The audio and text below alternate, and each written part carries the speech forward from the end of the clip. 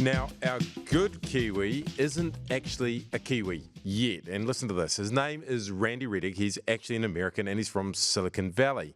He's one of the brains behind something called Square. Now, you might not have heard of it instantly, but you may well have used it because hundreds of millions of people do. It's a payment system for how you buy stuff online, and it's absolutely massive. And this guy, Randy, is big. Now, Randy is here driving around New Zealand in a four-wheel drive with a whole lot of other Silicon Valley, big money, big idea types and a whole lot of brainy Kiwi types, and they're all cruising around. And I happened to meet up with them. And I talked to Randy, and he told me that he is really keen on becoming a Kiwi. Thanks a lot, Patty. I've been spending time in New Zealand for, I don't know, 12, 15 years, give or take. My wife, but then girlfriend, Leanne, and I started spending time here, and we fell in love with the country, and we kind of like kept coming back to the point that when we got engaged, we were like, where should we get married? And there was really only one choice, and it was New Zealand. And we actually came to Wellington. We're here, every Christmas, whether it's my wife's family, my family, like good friends. We were just hosting 16 people here this past Christmas, sharing a love for New Zealand and the country and the people. You love it, clearly. Yeah. You love New Zealand. Absolutely. Yeah. Yeah, I can tell, which is an awesome thing. Yeah. And for people who don't know your background in business and technology, how would you sort of describe yourself and what's your main gig? So I'm a software engineer by background. I started off making games when I was a kid in high school. Helped start a couple game companies. Helped start a couple other technology companies. Ended up moving to California in about 25 years ago, and worked on a mixture of enterprise, consumer, finance startups. I helped start a company called Square in the U.S. Yeah, I think a lot of people will be familiar with Square, if not knowing it by name, knowing it by use. I mean, how many million people use it roughly? Oh, I don't even know at this point in time. I mean, hundreds of millions of people. Hundreds of millions of people use Square. Yeah. I mean, it's kind of mind-boggling to think about some of these early work, tinkering in an apartment in 2009, building something that transformed an industry. That's a privilege of a lifetime to be able to work on something like that.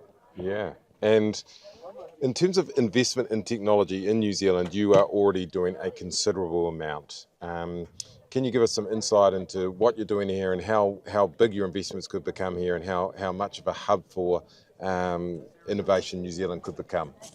New Zealand is already a hub for innovation, today. If I look at some companies that are started here but have gone globally, truly remarkable, world-beating companies like Xero, for instance, like my friend Rod started TradeMe, which it's a fantastic platform. I wish I could use TradeMe in the U.S. It's a great product. And then companies like Rocket Lab, starting here and then going global and working to really reduce the cost of something I think so transformational as putting things into space. So I would say honestly, a lot of my focus on investing is largely shifted towards New Zealand.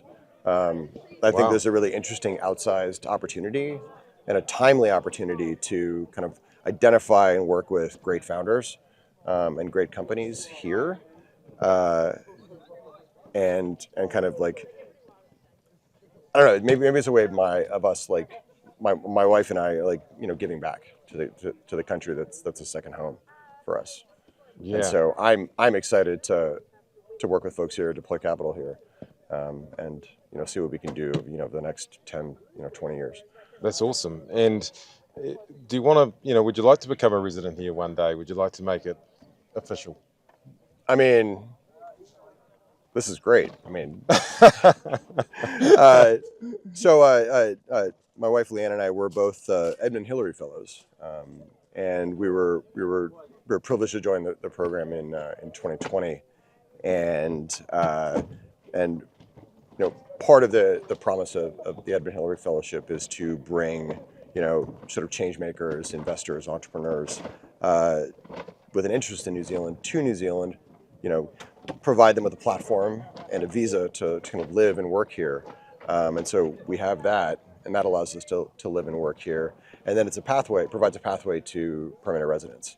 And I think, hopefully, I think in the next 2 months, if I'm getting my date correct, we're actually going to apply for permanent residence here. So we actually will have that opportunity, us and our children. Looks like you're pretty proud of that. I am proud of that. Yeah. You should be.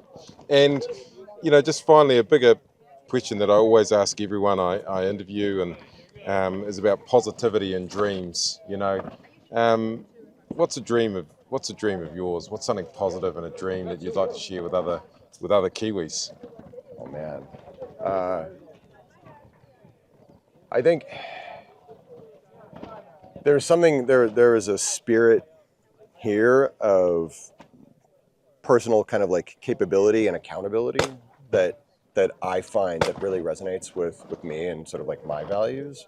And it may sound corny, but I think that is actually a terrific export and a superpower that New Zealand has.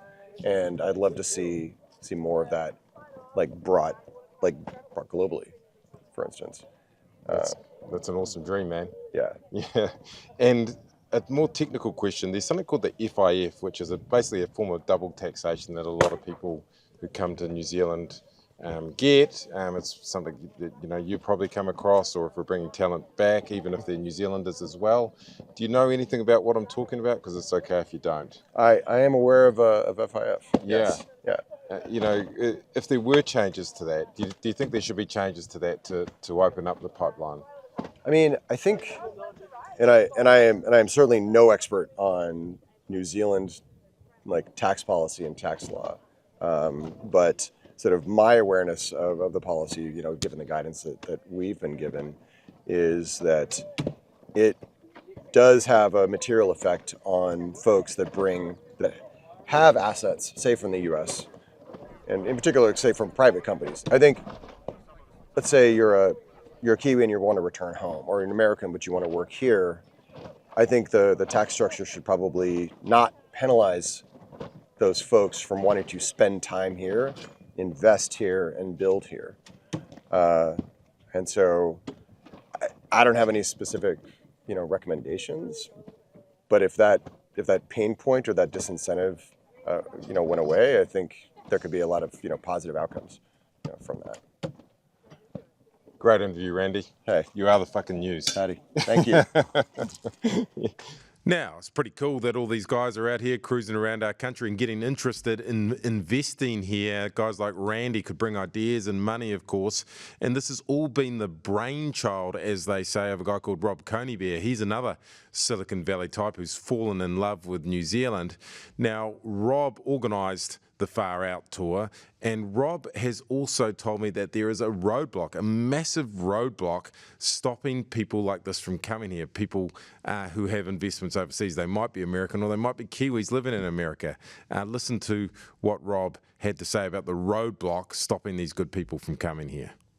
So you are saying to me you want to bring Silicon Valley to New Zealand? Yes.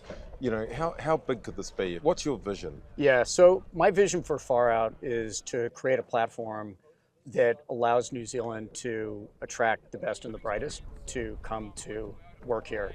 And when you look historically at New Zealand, it's been a nation of immigrants. I think that when you look at where New Zealand is today, with timber, with agriculture, with tourism, with real estate, these are areas that have been successful so far, but they can't really scale. They can't really take the productivity of the country to the next level to be able to afford to keep nurses here, to be able to afford to keep doctors here, to be able to create a quality of life that everybody wants to have with healthcare and other things. So in order to get that, you really have to increase the productivity of the economy, increase the overall wealth of the country.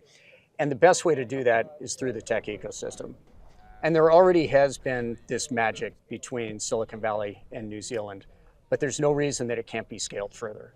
And in a country of only 5.5 million people, you don't have to bring in that many more people to scale it faster.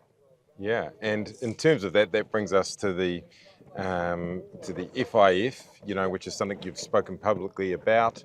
what is your message to the government on that? Because do you feel that the FIF, which creates Sure. double taxation, Yeah, basically, so a lot of people here, they refer to it as FIF, the Foreign Investment Fund rules. And the Foreign Investment Fund rules decades ago were put in place for good reason because New Zealand doesn't have a capital gains tax. And it was meant to avoid abuses of people trying to characterize something as capital gains when it was really a dividend. But what's happened over time is the world has changed over the last 20, 30 years, where talent is much more mobile. It has more decisions on where, opportunities and where it can go. So because New Zealand has the system that it's had and the rest of the world is on a different system, if you come from outside New Zealand, it ends up in effective double taxation. So you think a change to this FIF, a change to this double taxation could help accelerate what we need, which is growth through the kind of people that the kind of people that are here? I think a change to FIF and the fixes that are being contemplated right now, if it's done in the right way, it removes a key roadblock that has been there quietly for decades. And for me, when I started to invest in New Zealand startups, I asked people, what are some of the problems you have? And I heard over and over and over again that FIF was an issue. And it was something that individually people would say, oh, it'll never change. So they would just quietly leave. And people never really wanted to talk about tax because part of the Kiwi perspective at times is, oh, that's just rich people. But even with rich people, if you ask them to pay double tax or you ask them to pay taxes on gains that they haven't realized yet, they can't do that. It doesn't matter how wealthy you are. Now people are realizing it's just something that needs to be removed as a key road. And my personal belief is that much of the conversation around growing the tech ecosystem and growing the economy needs to change to how do we bring in the right people to build these businesses with Kiwi values side by side with Kiwis and encourage them to come here and make New Zealand home. So finally, your message to the government on FIF then is what? Your message to the New Zealand government on FIF is what? Get it over the finish line. Yeah, do away with it. They're actively engaged right now, and I would say that it's a very, to use an American phrase, bipartisan issue. And I think that getting it over the finish line right now is the most important thing. So thank you, Rob Coneybeer, for bringing all of these great people out here and showing them our wonderful country, and what a great idea to try and get Silicon Valley interested. Now, I do want to say this.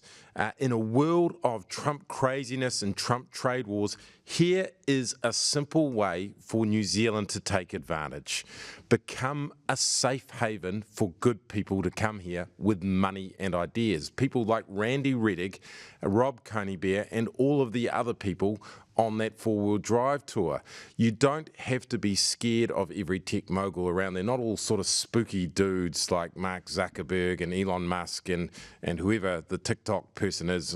It's China, I think. You don't have to be scared of them. Some tech moguls are cool, and we could have them here.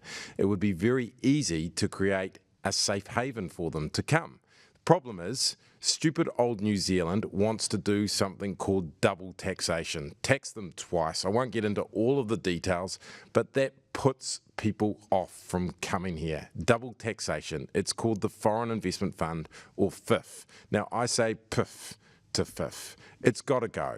It's not raising any decent amount of money out of these people. It's just putting them off, scaring them off, and we could actually do a lot more if they came here and made money in this country for us to pay for stuff, rather than scaring them off with a tax that doesn't raise anything.